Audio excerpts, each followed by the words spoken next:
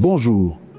Dans le précédent épisode, nous avons abordé le problème de la causalité macro-historique comme un des facteurs explicatifs, voire déterminants de la passion de Lumumba. Cette position veut dire tout simplement que, sans minimiser le rôle des interactions toxiques que Lumumba a connues avec ses contemporains, des compatriotes tout comme des étrangers, le rôle des causes lointaines ne peut être négligé. Nous avons montré que Lumumba se positionne comme un sujet de quête, un maillon d'une longue chaîne de héros célèbres ou moins célèbres, mais aussi des anonymes qui ont dit non à la domination leur imposée, d'abord sous la forme de l'esclavage, ensuite sous la forme de la colonisation. Nous avons donné des repères à cette longue lignée. Il est question à présent d'examiner une autre lignée, celle des opposants à la quête de l'homme noir. On verra qu'elle est particulièrement marquée par l'image qu'elle a construite de l'homme noir. Cette problématique amène à considérer trois types de facteurs. Certains sont de nature philosophique, d'autres de type religieux, d'autres enfin de type politique. À ces trois repères sont associés des personnages précis qui ont marqué la vision du noir par l'Occident ainsi que les pratiques subséquentes. Pour cela, revenons encore sur notre schéma actentiel qui fournit nos balises. Notre regard se fixera aujourd'hui sur la case de l'extrême droite où nous trouvons ces personnages ainsi que les orientations qui les animaient et qui sont, comme dit précédemment, de type philosophique, religieux et politique. Leurs pensées ont conditionné les rapports avec l'homme noir et donnant un soubassement à des siècles de domination, des pratiques de violence dont la lignée de Lumumba a fait les frais. Nous abordons cet épisode avec une hypothèse forte, affirmant que sans la philosophie occidentale, sans l'idéologie religieuse et sans l'idéologie politique ayant construit un sens ou une représentation du noir et de l'esclave, les héros africains étudiés précédemment, à savoir Yanga, Vita Kanga, Kimpa Vita, Makandal, Toussaint Louverture, Béhanzin, Simon Kimbangu, Oumiobe, jusqu'à Lumumba, et ceux qui lui ont succédé, à savoir Thomas Sankara ou Laurent Désiré Kabila, ces héros n'auraient donc pas été possibles ni nécessaires, car le système contre lequel ils se sont levés comptait les conceptions philosophiques, religieuses et politiques parmi ses fondements. Qui sont donc ces philosophes qui ont marqué de leur empreinte la pensée occidentale? Le tout premier, c'est Aristote. Il fait partie, comme Platon, des philosophes dits hiérarchiques, c'est-à-dire chez qui on trouve la conception selon laquelle l'esclavage aurait une origine naturelle en rapport avec un lien hiérarchique transcendant à la volonté humaine. Cette hiérarchie désigne dès la naissance les maîtres et les esclaves. Ils conçoivent une disposition native des individus qui trace une sorte de frontière, celle de l'inégalité première entre les hommes, dont les uns sont voués à être libres et les autres à être esclaves. Cette pensée hiérarchique est équivalente au racisme et justifie donc la domination des peuples sur d'autres. Aristote, dans son ouvrage intitulé « La politique », résume ainsi le statut de l'esclave. Premièrement, l'esclave est la propriété d'autrui et, de ces faits, est un instrument d'usage et tout individuel.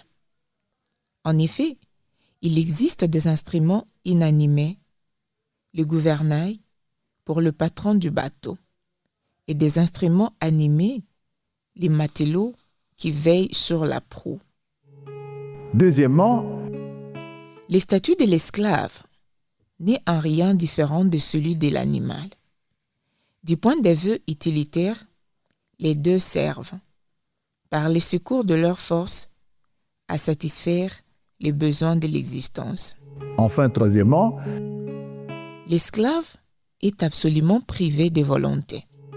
Selon Jean-Paul Doguet, cette vision a mené les philosophes à considérer que les barbares, et donc a fortiori le noir, était inférieur en nature, incapable de raisonner, et que l'on pouvait, par conséquent, les réduire en esclavage. Suivant cette théorie, plusieurs penseurs européens ne s'embarrasseront pas d'euphémismes, tel Georges Vacher de la Pouge, qui écrira que l'esclavage n'a rien de plus anormal que la domestication du cheval ou de bœuf. Aimé Césaire, de son côté, résume la relation blanc-noir par l'équation suivante: colonisation égale chosification. Et Frantz Fanon la résumera par l'assertion: le nègre est un jouet entre les mains du blanc. Quelle est alors la postérité d'Aristote? Sa postérité regroupe différents philosophes. L'un des premiers est Emmanuel Kant. Sa pensée sur le thème de l'esclavage a été décortiquée, notamment par Lucas Sossoy, à partir d'une relecture des écrits du philosophe, entre autres sa géographie physique.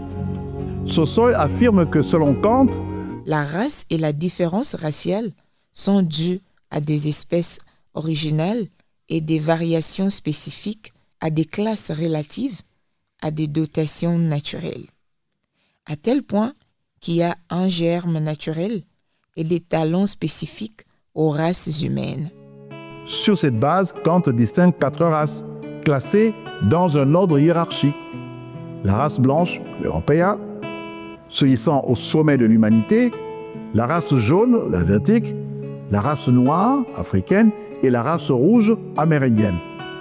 Le noir occupe l'un des degrés de l'étage les plus bas dans la hiérarchie humaine, et donc il est à l'opposé du blanc. Il accepte d'être éduqué, d'être dressé, mais tout au plus comme esclave, le stade le plus élevé de son humanité. Cette idée de la sous-humanité du noir est renforcée par le terme utilisé par les animaux, le terme abricten. Kant, l'homme du cosmopolitisme et de la paix perpétuelle, était donc loin d'être un négrophile. Un autre savant européen, Diderot, dans son encyclopédie, a publié une pensée négrophobe. Le tout premier numéro compte en effet un article intitulé « Nègre » sous la rubrique « Histoire naturelle ». On peut y lire « Nègre, homme qui habite différentes parties de la terre, depuis les tropiques, du Cancer jusqu'à celui du Capricorne, l'Afrique n'a que des habitants noirs. Non seulement leur couleur les distingue, mais ils diffèrent des autres hommes par tous les traits de leur visage, des nez larges et plats, des grosses lèvres et de la laine au lieu de cheveux, paraissent constituer une nouvelle espèce d'homme. Si l'on s'éloigne de l'équateur vers le pôle antarctique, le noir s'éclaircit, mais la laideur demeure.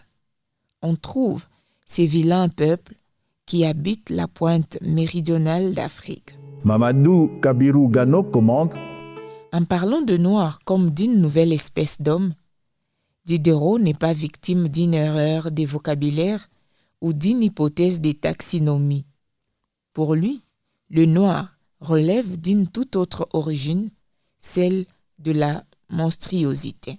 Ce polygénisme, c'est-à-dire l'affirmation d'une différence d'origine entre les espèces humaines, trouvera même un appui pseudo-scientifique chez certains chercheurs de l'époque, tels que Cornelius de Paul, promoteur d'une théorie du sperme noir du nègre, qui serait la cause de sa noirceur.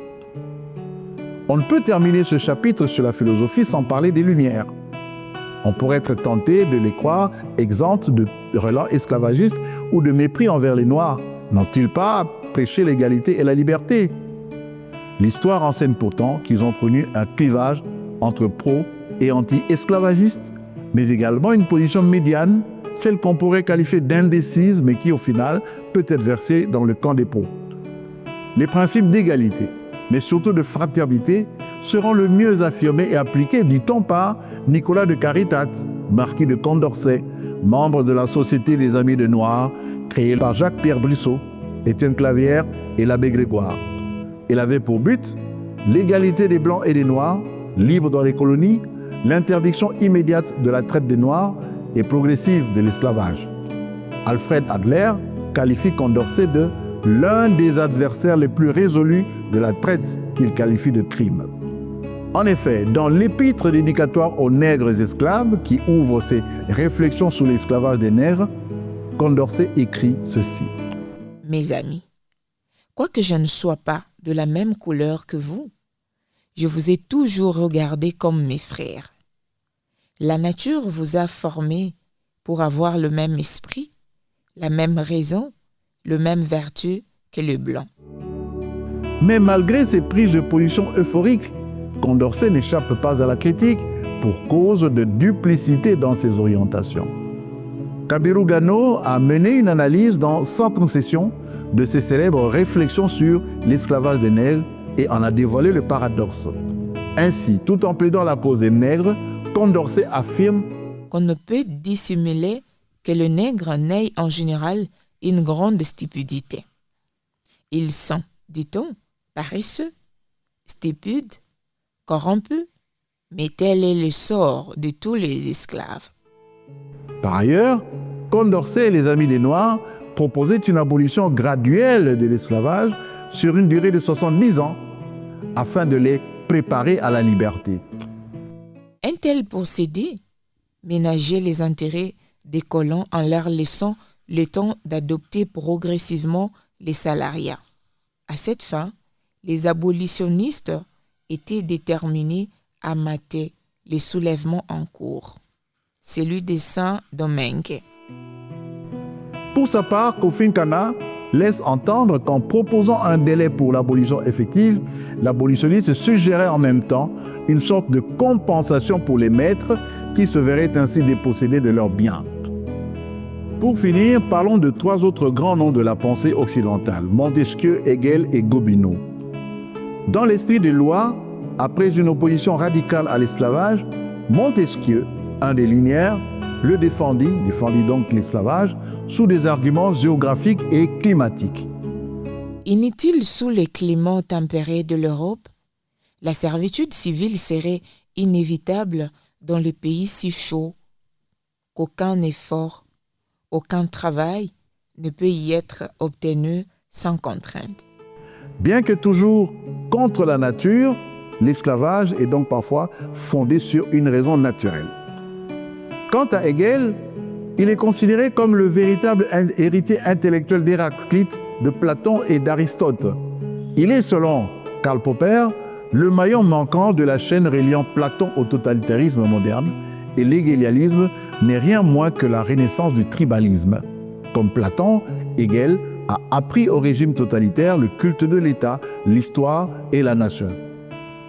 Bien qu'il affirme dans les principes de la philosophie du droit que l'esclavage est une injustice en soi et pour soi parce que l'essence de l'homme est la liberté, Hegel n'en écrit pas moins dans La raison dans l'histoire, introduction à la philosophie de l'histoire, des passages empreints de mépris pour la race noire. Le noir est un homme à l'état brut. Pour tout le temps pendant lequel il nous est donné d'observer l'homme africain, nous le voyons dans l'état de sauvagerie et de barbarie, et aujourd'hui encore, il est resté tel. Le nègre représente l'homme naturel dans toute sa barbarie et son absence de discipline.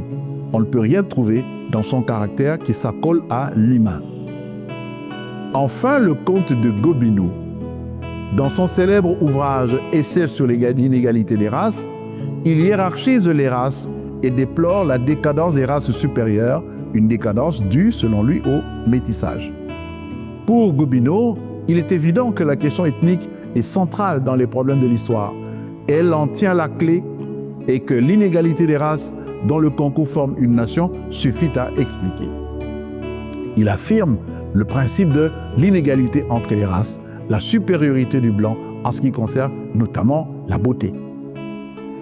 Pour approfondir le sujet et notamment ses soubassements théoriques, nous vous invitons à consulter notre récent ouvrage « Ceci n'est pas qu'une dent », le tome 1, Macro-histoire, Biosémie au pouvoir et Passons des corps dans le récit Les 52 derniers jours plus 3 de Patrice Emery Lumumba, publié cette année même aux éditions du Net.